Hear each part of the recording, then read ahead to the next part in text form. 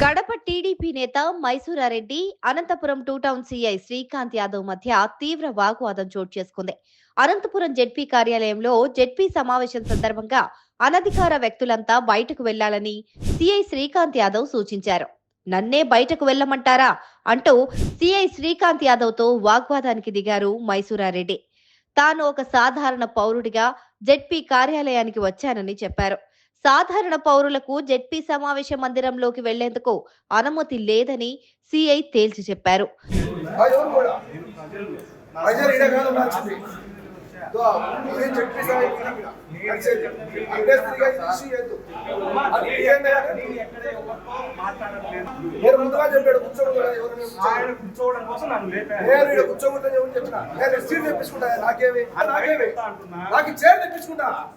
నాకు చేతి తెప్పించుకొని కూర్చుంటా.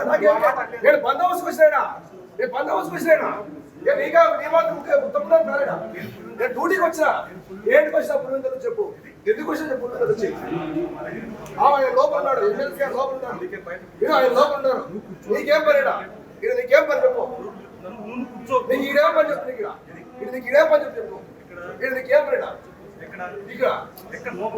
అవును, నీకు కంపెనీ ఇక్కడ ఉండవు. వెళ్ళిపోయి చెప్తాడు, నువ్వు నాకేం అవసరం లేదు. కలెక్టర్ గారు నాకు చెప్పారండి ఇక్కడ ఎవరు ఉండకూడదని. నాకు సీట్ వస్తుంది, నాకు బందోబస్తు సీట్ వస్తుంది. నువ్వెవరు చెప్పినట్టు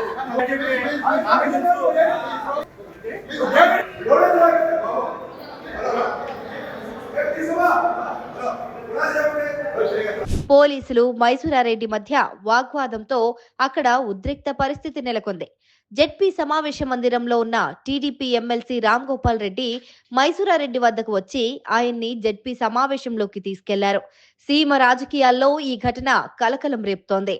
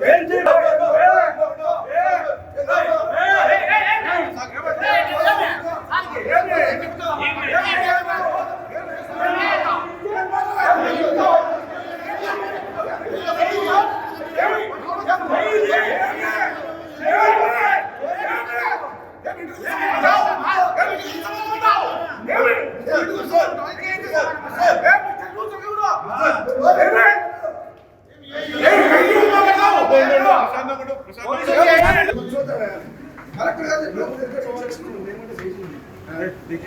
గారు